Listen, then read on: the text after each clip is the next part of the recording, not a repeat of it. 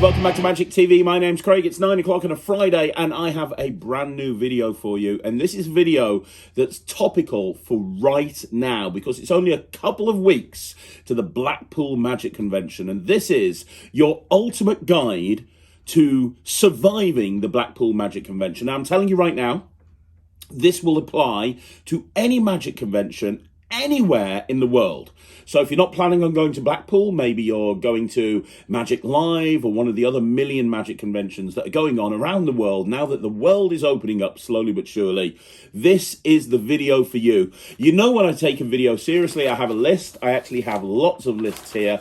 These are what I consider to be the most important points that you need to know if you're going to the Blackpool Magic Convention. I have spoken to a lot of people and I've read a lot of comments from magicians that are going to a convention this year, Blackpool or one of the other conventions, and it's going to be their first convention. They don't know what to expect. They don't know what to do.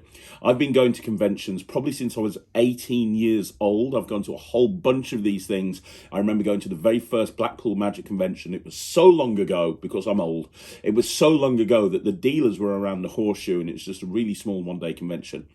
And I remember being so nervous going to that convention, not knowing what to expect, not knowing what to do, because, you know, when you buy your tickets, there's a lot of information online, but it can kind of feel very overwhelming, right? So here we have, right here, right now, the most important things that you need to know when you're going to any convention, but I'm going to make it specifically about the Blackpool Magic Convention. So let's do it. Let's count them down. Point number one. If possible, do the whole convention. If possible, go to the whole convention. I saw somebody online and they were saying, you know, the convention's until Sunday. What time should I leave on a Sunday? You know what? If I were you, whatever day the convention's on till, I'd stay over and go back the next day, because normally on that final day, that's when a lot of the magic happens. That's when a lot of the sessioning happens. That's when a lot of the dealers or the artists or the lecturers kind of let their hair down and they spend time jamming with people down the pub, and the Ruskin in this case with Blackpool. By the way, you should know that it's kind of the unofficial convention hangout outside of the Winter Gardens at Blackpool is the Ruskin bar stroke hotel. It's about a 5-minute walk away, and that's kind of where everybody goes in the evening, and that's where a lot of the hardcore sessions take place. I think you're doing yourself a disservice if you leave earlier than the Sunday. I really think that you should kind of try and stay there on the Sunday. A lot of people are sessioning till maybe 3, 4, 5, 6 o'clock in the morning. Try and do the whole convention if you can. And especially the gala show on the Sunday night is normally really good, and we'll get to that in a minute. But the gala show on the Sunday night's really good. So yeah, if possible, arrive before the convention starts. So it starts on a Thursday, arrive on the Wednesday, so you're nice and refreshed. You don't want to be driving down at 5 o'clock in the morning to get there for when it opens. You want to try and be there the night before, and then obviously stick around and try to watch the whole thing. Point number two, make sure that you plan out your days, because you're not going to be able to do everything. Let me just reiterate that again. If you've never been to Blackpool, you are not going to be able to do everything that you want to do. A lot of the time at Blackpool, and it's the same with a lot of the other bigger conventions, they have more than one thing on at the same time. They might have a couple of lectures going on at the same time. They have the Family Entertainer of the Year competition at the same time. There's a lecture on, which is at the same time that the close-up is on, you know, the bear pit or whatever it may be. And then you've got the dealers, and you know, the dealers are going all day every day, and there's so much to go on. And then you're going to be going out of the convention sometimes to maybe go and get a drink or go and get something to eat. There's a lot to cram in a day, in 2 days, in 3 days. You're not going to be able to do anything and everything. So for example, make sure that you look at the program. With Blackpool, they have an app that they'll publish before the convention starts, which is great. You can go onto the app, you can look at the convention program, you can kind of have a rough idea of what you desperately want to see before the convention even starts. So let's say you wanted to see me lecture, can't imagine why you would, but let's say I really want to see Craig Petty lecture, then you know that at this time, on this date, you can't be doing anything else because you want to go and see that lecture. There might be something else you want to see. You might want to go and check out the Bear Pit, for example, which is where all the close-up guys perform and they rotate, and you kind of then have to say to yourself, well, what would I rather do? Would I rather do that, or would I rather do the, would I rather go and see the lecture? But make sure that you're aware of what you want to do and plan your days out so you get a chance to do everything that you really desperately want to do. Okay, point number 3, go to the lectures and make sure you see the shows. It goes without saying, really, right? I mean, you go to a Blackpool Magic Convention to go to the lectures. It's like the same as any magic convention. You go there to see the lectures, right? But I've spoken to lots of people, and all they do is they wander aimlessly around the dealer hall. Then they wander around the dealer hall again. Then they wander around the dealer hall again, and they just spend basically 3 or 4 days at a convention wandering around looking at the same thing that they've looked at 1,000 times. It's like watching an episode of The Walking Dead. Honestly, it really is. You want to make sure that you break up your day and go see some of the lectures, because there's a couple of different reasons for that. And the first reason is some of the real gold that you'll find at a convention happens at a lecture. There's going to be lecturers that are going to be talking about stuff that isn't on sale anywhere else at the convention. Take my lecture, for example. I don't have a dealer booth at Blackpool. I was offered one, but I didn't want one. I'm going to be there with Ryland. I want to hang out with people. I want to catch up. I don't want to be standing behind a booth for 3 days. The only place you're going to be able to get whatever I've got at my lecture is at my lecture. So, a lot of people will go, I just want to buy the tricks. I know. But you might be missing out on some pure gold if you don't go to the lecture. So make sure you go to some lectures. And also, it's the same with the shows. I see people that don't go to the shows in the evening. I'm not going to go to the gala show. I'm not going to go to that show on a Saturday evening. I'm magicked out. But the thing is, those shows are normally incredible. They take the best of the best of the best and they put them on that gala show. I've been performing pretty good. I'm pretty good. I consider myself pretty good. I've never even had a sniff at the gala show. And the people that are on the gala show, they're the best. You wouldn't see them anywhere else. And you're getting a chance to go in a theatre and see them live. It's amazing. You really should go and check out the evening entertainment if you can. You really, really should. Don't just go and hang out in the Ruskin and go, I'm going to go and hang out in the Ruskin. The Ruskin will be there when the gala show finishes. Make sure you see the gala show. And if you're that person that's sitting there going, I don't need to do that because I'm a close-up magician. And close-up magicians don't need to watch stage performers. You can learn more from watching a stage performance than you can from any lecture. You can learn so much, even if you're a close-up performer, you can learn so much from projecting and material choice and creativity and theming and character and a million different things by watching a show. I've had so much inspiration for various different things that I've done as a close-up magician by watching the stage shows. So you might just get inspired to want to put your own stage show together.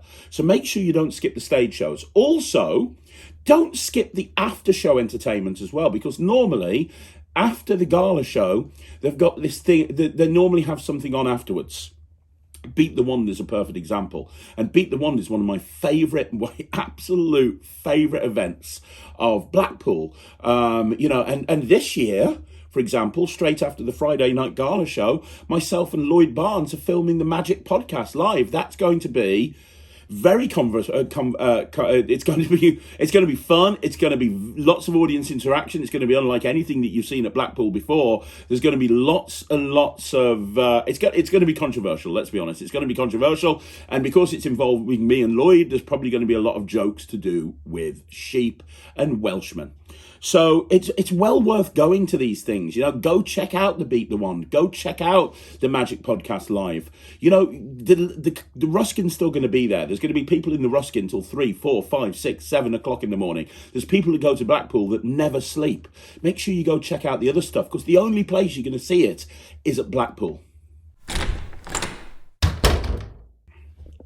Point Point number 4, while we're on the subject of the Ruskin, make sure you go to the Ruskin. That's where the real magic happens. A lot of the time you go into the Ruskin and you're going to see people sitting around, letting their hair down, relaxing, chilling, and these are going to be the stars of magic. I remember so many people I've jammed with, that I wouldn't have an opportunity. You know, I've been to conventions. I remember when I went to this combined IBM SAM convention in Kentucky, and I just got drunk with Simon Lovell. I spent 3 hours sessioning with Rune Klan about coin magic. I spent so much time with people like Wayne Dobson, and I spent so much time with people like Jerry O'Connell, rest in peace, by the way.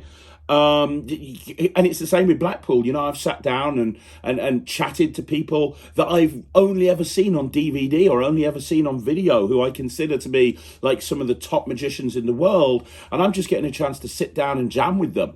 The Ruskin is where the real magic happens. So don't be so tired at the end of the day that you go, you know what, I'm just going to go to bed early. And that's fine. But honestly, you'll regret it, because the Ruskin is where you'll see more amazing stuff in the Ruskin than you will on any dealer stand anywhere in the convention. I guarantee it. You go to the Ruskin, grab yourself a drink, and just sit down and jam with some of the people that you've considered the people that you look up to. Go up to them and sit down and chat to them. They're really open, and it's a really friendly place, and that's the wonderful thing about Blackpool.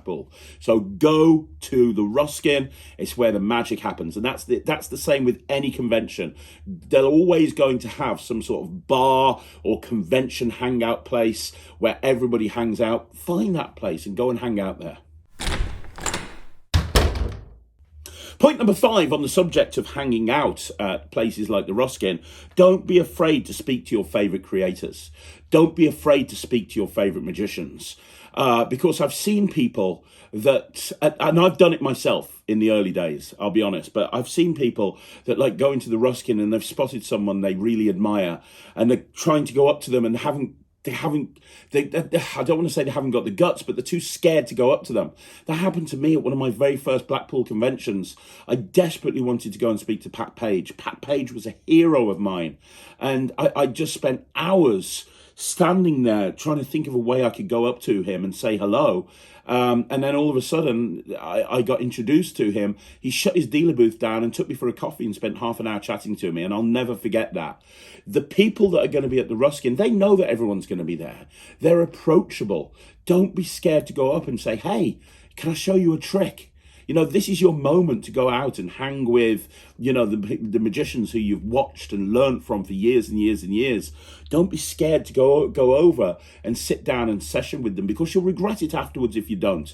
If you don't take that leap, and it's a scary thing to do, I know, because especially if you're new to magic, especially if it's your first convention, and a lot of magicians have imposter syndrome where they don't feel like they're as good as everyone else, and oh my gosh, everyone is amazing, I'm nowhere near as good as these people.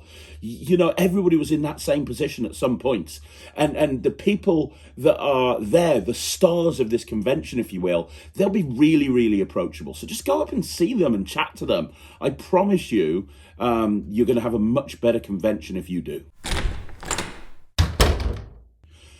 Point number 6, it's on the same subject as point number 5, but get involved in sessions no matter how daunting it is. Now, I'm not talking about going up to Richard Sanders and showing him your 4-card trick. I'm talking about sessions. There's going to be loads of sessions taking place all over the convention, all over the bar, all over the cafe. They're going to be taking place in the Ruskin. There's going to be sessions outside in the street. There's going to be sessions going on everywhere. And sometimes it's a little bit difficult to approach those sessions. You kind of stand there and you go, you really want to kind of get involved. And so what happens is you kind of psych yourself up to go over, and you go over and you're kind of standing there but not really standing there, and you're wanting to get involved but you don't know what to say. It feels like an awkward situation to get into. Put that out of your mind. Everybody at Blackpool is really, really friendly, and they all have one thing in common, which is they love magic. You would not be spending the money you've spent to go to Blackpool if you didn't like Blackpool, right? So here's my advice to you. Go out, and if you see a session that's going on and you want to be involved in it, just walk over and say, hi, my name's so-and-so. What's your name? Nice to meet you. Can I sit down and join you? What you doing? Can I see? and then you're in. Magic is a universal language that bonds us all together. And honestly, if I was having a session with some of my friends, I would have absolutely no problem with anybody walking in and joining that session at any point. So don't be scared to go over, say hi, and join in a session. It's what makes a magic convention so fun. Point number 7, remember to eat and drink. I know it sounds ridiculous, but make sure you stay hydrated. Make sure that you eat and you drink. I've met people that haven't ate for like 3 days, and have just been living on, they've just been living on energy drinks. Make sure that you eat and make sure you drink. Find time out of your day to grab some food, even if it's just quick. There's plenty of places to eat outside of the Winter Gardens and inside of the Winter Gardens, and that'll be the same at any convention that you go to. Make sure that you eat and drink. The drinks are very expensive inside the Winter Garden, so you might want to take like a small bag with a couple of drinks in there. You know, there's a Greg's just on the opposite side of the road. You can get or a pound shop. You can get some cheap drinks, throw them in there, and that'll make you that'll be good all day long. But make sure that you remember to eat and drink. There are going to be times that you're going to be operating on quite a bit of a lack of sleep. So make sure that you eat and make sure you drink and you stay hydrated. Okay, point number 8. This is a very important one. Be prepared for a lack of sleep. Now, I've met some people that insist on having a full 10 hours, and that's absolutely fine, and that's not a problem. You will miss out on a lot if you're just having a normal night's sleep and then you're just doing the convention and you maybe not going to the Ruskin or whatever. Make sure that you get a good, make sure that, what am I trying to say here? What I'm trying to say is, no, the best laid plans of mice and men, you are going to get distracted. So even if you're thinking, right, you know what, I'm going to get to bed at 8 o'clock every day because I'm going to have a really long day the next day, you're going to get dragged into a situation where you start watching magic, and before you know it, it's the middle of the night and you're there surrounded by a whole bunch of guys with a pack of cards, and it's just going to happen. Be prepared to operate on a lack of sleep. And if you're performing at the convention, or you're lecturing at the convention or whatever it may be, make sure you get a good night's sleep the night before. So I remember the last Blackpool that was on, I was performing in the Bear Pit on the Sunday morning. And it's a very daunting thing, the Bear Pit, because you've got to perform close-up magic to magicians, and it can be a difficult thing performing close-up magic to magicians, right? So I made sure I had a good night's sleep the night before, and that's something that you really want to bear in mind. So make sure that you're prepared for a lack of sleep during the convention, because that probably will happen. Okay, point number 9, let's talk about the dealers a little bit and talk about actually going around the dealers. I mean, Blackpool has one of the biggest dealer rooms in the world, and they have lots of different subsections and balconies, and it's almost a bit like a maze, right? And it's the same with most of the big conventions. They have a fairly big dealer presence, and that's the thing about conventions. That's one of the things that everybody comes for. They go for the dealers to look for their latest and greatest magic trick they want to buy. So there's a few things to consider when it comes to the dealers. And the first point that I'd make is do your research and go to those booths first. So, for example, what I mean by do your research is a lot of the time there's always a dealer list that's printed. And that has already been printed for Blackpool this year. It's up on the official discussion group, so you can go and check out that dealer list. Most of those dealers, if they've got a product coming out for Blackpool, they will announce it beforehand, and they'll probably have a trailer or something up of it as well. Go and check out that trailer. Go and check out what those dealers are actually bringing out. And if you like the look of it, go to their booth first, because there's a very good chance it will sell out. And what you don't want to do is amble over there and it's sold out before you've had a chance to go to it. So do your research beforehand, look into the various different dealers that are there. If you see something that really catches your eye, something that you really think that you could use in your act, go over there first, make sure that you get that thing first, because if it sells out, you'll kick yourself. And a lot of the dealers that are coming to Blackpool, and it's the same with a lot of the other conventions, once you've actually been there, it's difficult to get that thing again. You know, they might not have a big online presence or a shipping policy or whatever it may be. So the important thing is do your research and go to those booths first. Point number 10, and this is probably the biggest piece of advice I can give you: set a budget and stick to it. Set a budget and stick to it. Don't take your debit card or your credit card, because you will destroy them. You know, a magician at a magic convention is a little bit like a kid at Christmas. You want everything. And it's even worse at a place like Blackpool, because a lot of people are bringing out their new trick for the first time. And I remember the first time I went to Blackpool, I just completely put myself into debt because I was just putting everything on my credit card and I was running to the cash point over and over again. You don't want to be in that situation. You don't want to be in that situation. So the way to get around that is to set a budget and stick to it. Maybe take the money out of the bank first of all and have that money on you. And then you don't use your cards. You don't even take your cards with you. And don't forget, when you're setting a budget, that budget has to include everything. So you've already paid for your hotel and probably your travel, but any food or drink that you've got, because a lot of people think, oh, I'm going to bring X amount, and they forget about the food and the drink. And don't forget, it's not just the dealers, but when you go to a lecture, there's probably going to be a good deal at the end of the lecture as well. You've got to take that into consideration, but make sure you stick to that budget. You don't want to go into debt and end up having a big, massive bottom drawer full of stuff that you're never going to use. And you look at that bottom drawer in 2 years' time and you wonder why the hell you bought it and why it was so important spending money that you didn't have on that item that you're not going to use. The way to get around that is to stick to the budget that you set. Point number 11 is you can get good deals at the end of the convention, but you might be disappointed. So a lot of people, their strategy with the dealers is if they see something they like, they make a note of it, which is a good thing to do. And then they go back on the Sunday at around about 3 o'clock, because the dealers shut at about 5 on a Sunday, 5:30. They go back about 3, maybe 4 o'clock on a Sunday, and they go and ask if they've got any good deals on. Now, that's a good strategy, because a lot of dealers will not want to take the stuff back that they've took to the convention. So if they've got some stock there, they might be getting rid of it cheaply on the Sunday night. That's a very good idea.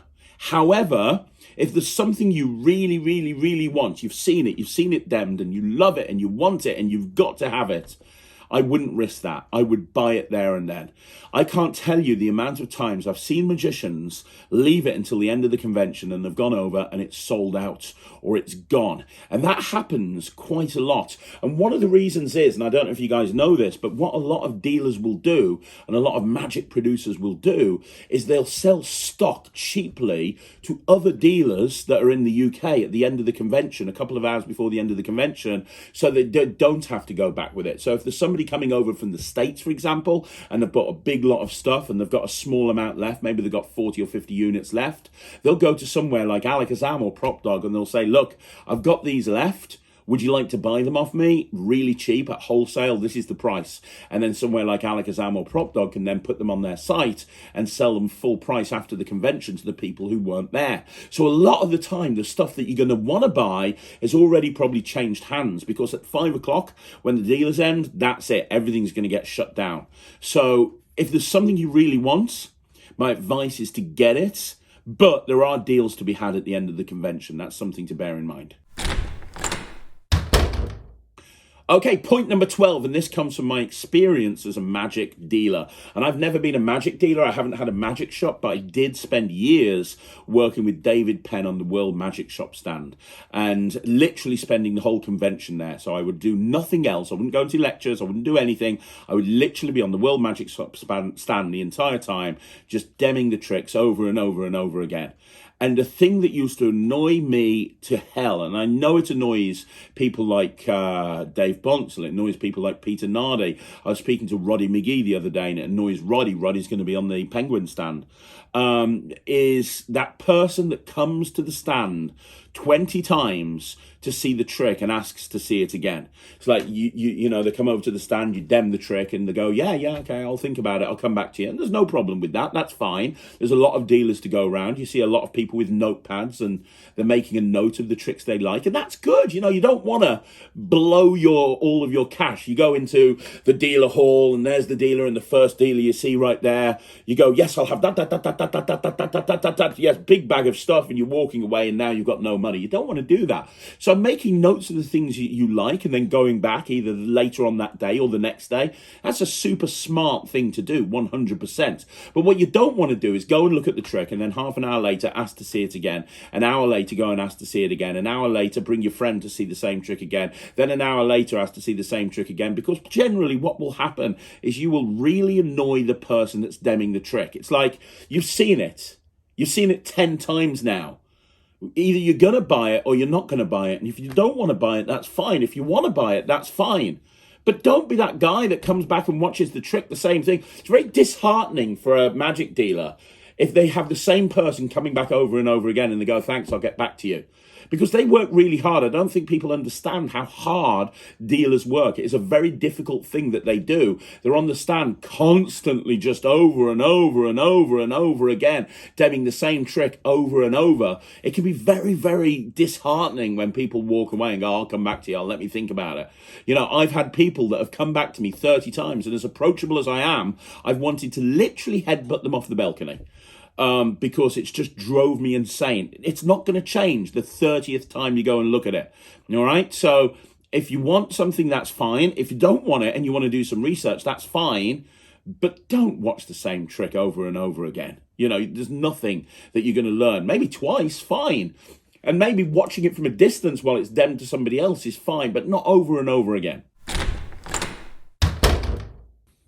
Okay, point number 13. Ask yourself if you really need the trick that you are considering buying. You know, you've just seen this amazing trick and it's amazing, and you kind of go, right, I've got to have that. Ask yourself a question. Do you really need that trick? Is that a trick that you really need in your act? Don't get carried away. I remember buying myself once at Blackpool many years ago. I remember buying myself this trick with this big bouquet of flowers. I've never used flowers in my act before. I've never used them since. I don't use flowers in my act. It's about as far away from me as a character as you can possibly get. Look, here's this guy with shaved head and a stubble and tattoos. And look, he's holding a bouquet of roses. Like, what? What was I thinking? Like, I'm an idiot, right? Ask yourself if you really need the trick that you're considering buying right now. Because ultimately, there's a certain amount of these tricks that are going to end up in your bottom drawer. Even worse than that, there's going to be a certain amount of tricks. You're going to go home with a load of carrier bags, and if you're going on the train, you'll be opening your carrier bags and you'll be looking at your tricks. Or if you're, driving, you probably won't, but when you get home, you'll open them all up and you'll look at them. And I guarantee you there's going to be a certain percentage of those tricks, and you're just going to look at them and you're going to go, what the hell was I thinking? It happens on people like Mark Mason's stand. He could sell coal to Newcastle. He could sell ice to Eskimos. It's not Eskimos anymore, is it? It's Inuits, I think. The point is, he could sell sand in the Sahara. He can sell anything to anybody at any point ever.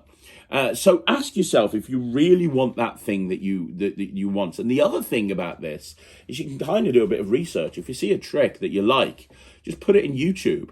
And see if one of the review shows have done a review on it, and say to the person, yeah, I'll come back in 10 minutes, and just skip to that part of the review. So for example, if you're in Blackpool and you go into a dealer stand and you see any product anywhere on any stand at any point that has the words Peter and egg ink next to it, then probably what you're going to want to do is seriously think twice, do some research, look at the reviews, because everything Peter's brought out in the last couple of years has been basically pants. And you could be dropping $200 on basically a giant expensive turd.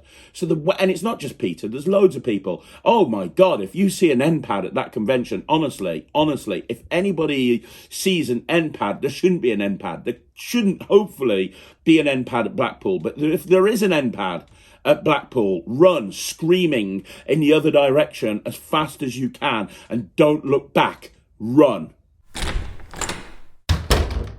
Okay, point number 14, and the last one about the dealers, is look for bundle deals. A lot of dealers and a lot of producers and a lot of booths, they'll have bundle deals. It'll be like, hey, you can buy this, or you can buy this for this price. I remember being on the World Magic Shop stand. David Penn always had a £50 and a £100 deal, and it was made up of some of his older items and one of his newer items. And he would just basically put some of the older items in as a loss leader in order to get the sale of the new item. And that's a really smart, clever thing to do. But people that are at the convention can benefit from that, because a lot of David's older items are really, really good. And so you're getting a whole bunch of great magic at a very discounted price. Well, it's the same with every single person there. There's deals to be had. There's haggling to be done. There's bargaining to be made. And you want to make sure that you look out for all of those ideas and all of those bargains. Okay, point number 15. Listen, when you're at the Ruskin in the evening, listen to what everybody's talking about. There's normally a trick of the convention. There's normally a trick that everybody wants to buy. It's the trick of the convention, or there's a few that are really hyped that everybody wants, right? The trick of the convention. Oh my God, this is the trick of the convention. This is the trick of the this is the trick of the convention, whatever it may be. You want to listen out for that, and then make sure that you go and check that out. I remember at Blackpool a couple of years ago, it was Peter Egging, ironically, and he was demonstrating Voodoo Needle. And everybody was talking about Voodoo Needle. You got to go and check out this Voodoo Needle. And it turned out to be a very good trick. It's not Peter's. It's probably one of the reasons it's very good. But it's it was a trick with a needle that kind of, it doesn't matter. You got to go and check it out. It's available on Penguin as a download. But I listened to all of the hype, and I went over there to check it out myself, and I'm so glad that I did. So listen, keep your ear to the ground and listen for the tricks that you know that everybody's talking about. Number 16. Point number 16. Let's move away from the dealers a little bit. Point number 16. Have a shower. Use deodorant. Smell nice. I shouldn't really need to say anything else about that, but I will, because it's a room full of stinky magicians. And stinky magicians have one thing in common. A lot of them are stinky. Make sure you're not a stinky magician. Make sure you're a clean magician. Have deodorant in your bag that you use regularly. It's sweaty. Have a shower regularly, do all of this stuff. It's very, very important. Make sure, especially now with COVID, it's not gone away. Be mindful of others. I'm not going to get into the mask versus no mask debate. That's not for this channel. But, be mindful. Be mindful. Sanitize, wash your hands. I imagine most dealers are going to have sanitizer on their dealer stand. Make sure that you use it. Just be clean. Be clean. Don't be smelly. Don't be smelly. Please don't make it so that Blackpool next year gets sponsored by Lynx. Point number 17. And please, I've been sitting here for 10 minutes trying to think of a way of saying this without being insulting, and I can't think of it, so I'm just going to say it. Don't dress like a prick. Now, I know what people are thinking. Hang on a minute, Craig. You just dress in blue checked shirts and black t-shirts, and that's all you wear. Who are you to give people fashion advice? I'm not somebody who can give anybody fashion advice by any stretch of the imagination. I am probably the most unfashionable person in the world, but please don't be that kids entertainer that comes along to the Blackpool Magic Convention for 3 days dressed as a clown, or dressed in your kids entertainer outfit. Or last time I was at Blackpool, there was a guy walking around in a top hat and tails, and I was like, oh, he must be performing on the gala show later or something. No, he was just in a top hat and tail. Like, what? It's a convention. Don't dress like a prick. Okay, point number 18, and this is kind of aimed more at the older generation of magicians. I'm generalizing, but unfortunately that tends to be the case. Understand, there are going to be women at this magic convention. Now, despite what some people think, women are not a prop. Despite what some people think, women are not just automatically assistants for a show and nothing else. Despite what some people think, women are not substandard magicians who don't know how to do magic. There's a lot of female magicians that are just as good, if not better than, any male magician. I don't want to see any male magician seeing a female magician and being condescending. Oh, are you here with your boyfriend? Oh, Are you the assistant in the show? Why are you, tapping them on the head? Or just don't do it. Don't do, I've seen it happen. I've seen it happen over and over again. At the last convention, I saw it happen. It's creepy. It's disgusting. Don't be that person, because the person you're doing it to could probably run rings around you as a magician when you're busting out your crappy 15-phase ambitious card routine that wouldn't fool a blind monkey, and they're going to bust into some absolutely awesome trick that's going to make you look like an idiot. And B, they might headbutt you. So really, really seriously, if there's women at the convention, and there will be, because there's some amazing female magicians, treat them with the respect that they deserve.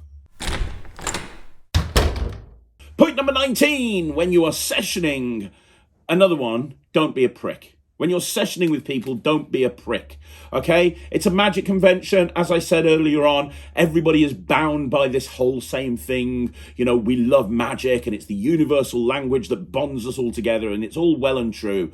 But don't be the dick when you're watching, because it takes a lot of guts to show another magician a trick. There's going to be a lot of new magicians there. There's going to be a lot of younger magicians there that have maybe never been in this environment before, and it's going to take a lot of guts for them to step up and go up to somebody and go, "Can I show you a trick?"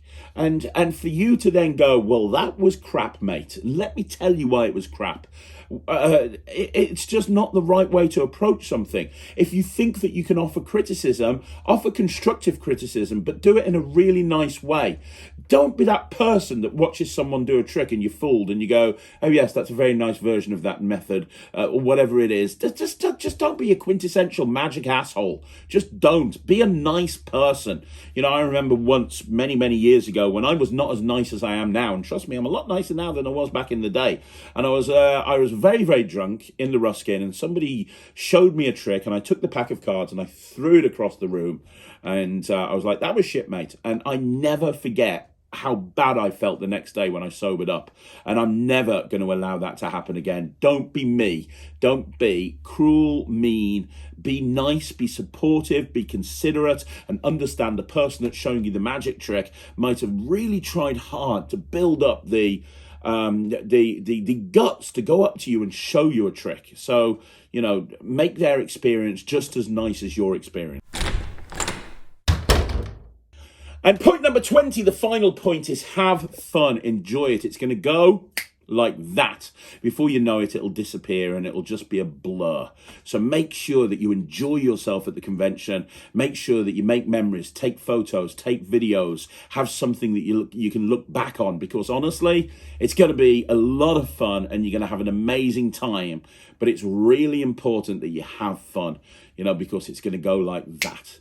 So there you go, guys. That is another video in the bag. Do me a favor, let me know what you think in the comments down below. Have you been to Blackpool before, or any other big major magic conventions, and do you agree with what I've said in this video, or have I missed some points that I really should have raised? If so, let me know in the comments down below what you think. Is there something you massively disagree with that I've said? If so, let me know what you think in the comments down below. Also, don't forget, if you want to see more videos like this, you know what you got to do. Like the video, subscribe to the channel, leave a comment down below. Don't forget to go to www.magictv.org, sign up for the Netrix. It's coming soon. It'll probably be here by Blackpool. Oh, and yeah, don't forget, on Friday night, after the gala show in the Gillows Bar, I'm going to be doing the Magic Podcast live with Lloyd Barnes. I'd love you to check that out. And at some point over the weekend, and I don't know when yet, but at some point over the weekend, I'm going to be lecturing at the Blackpool Magic Convention. This is something I've wanted to do for a long time. I am super excited, and I'm so proud that I'm going to have my son in the audience watching me lecture for the first time at the world's largest magic convention. I'd love you to come and join me. I will see you again soon. Thank you very much for watching. My name is Craig from Magic TV.